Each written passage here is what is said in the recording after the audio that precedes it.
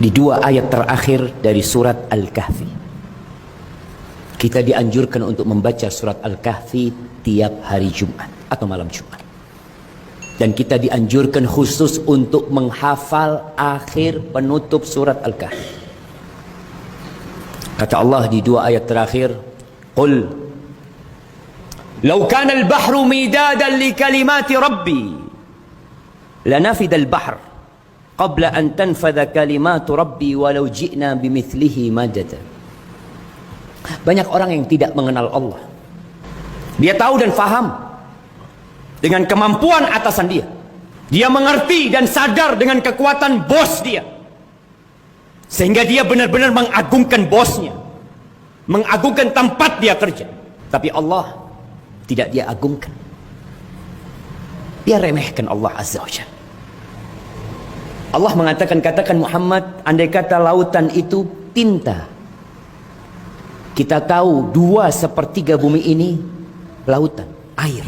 Kalau semua lautan itu adalah tinta yang dipergunakan untuk menulis kalimat-kalimat Allah Azza wa Jalla, firman-firmannya, hikmah-hikmahnya, aturan-aturannya, la nafidal bahr, laut itu akan kering jemaah sebelum menyelesaikan menulis kalimat-kalimat Allah. Walaupun kita datangkan lautan yang sama untuk menulis kalimat Allah. Ahibati fillah, Allah itu pemilik kota kita. Kalau ada orang yang berkuasa memiliki 1 juta hektar tanah, 2 juta hektar tanah, 10 juta hektar tanah, 1 miliar mungkin dia miliki. Dia bukan pemilik. Dia hanya penumpang. Dia hanya pinjam. Karena kalau dia pemilik yang sebenarnya, dia akan tetap berada di tempat itu selama-lamanya. Tapi tidak. Dan kita melihat dengan mata kita, orang-orang yang banyak hartanya, yang kuat kekuasaannya, nggak ada. Hebatifillah, yang ada itu cuma makhluk dan Al-Khaliq. Engkau siapa?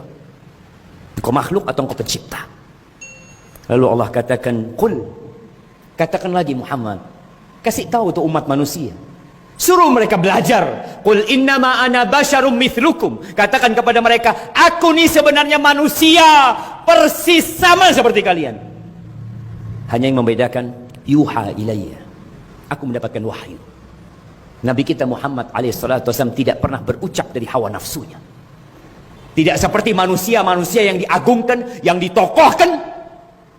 Mereka berucap dari nafsunya dan mengikuti nafsunya. Tapi Nabi kita Muhammad alaihissalam memang sama seperti kita.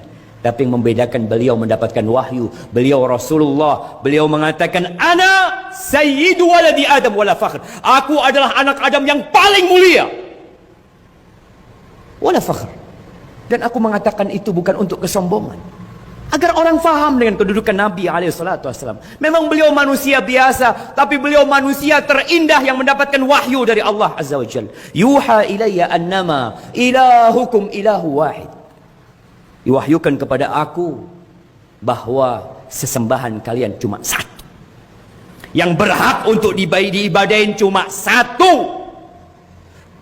Karena ada manusia yang menghambakan dirinya kepada batu, ada yang beranggapan Tuhan itu lebih dari satu. Lah, mereka main-main dengan pencipta.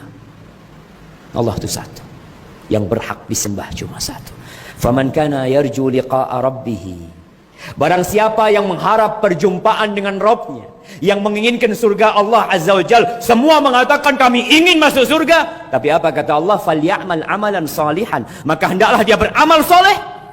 Wala yusyrik bi ibadati rabbih ahada. Jangan pernah menyisipkan dalam ibadahnya selain Allah Azza wa Jalla. Jangan pernah menyekutukan Allah. Jangan pernah menduakan Allah. Ketika engkau minta, mintalah kepada Allah. Takutlah kepada Allah, berharaplah kepada Allah, bertawakallah kepada Allah. Semuanya kepada Allah Azza wa Jalla. Sekali lagi, semuanya makhluk kecuali Allah, dialah pencipta kita. Ahibati fillah, hari ini hari Jumat, selesaikan baca surat Al-Kahf. Baca dengan arti.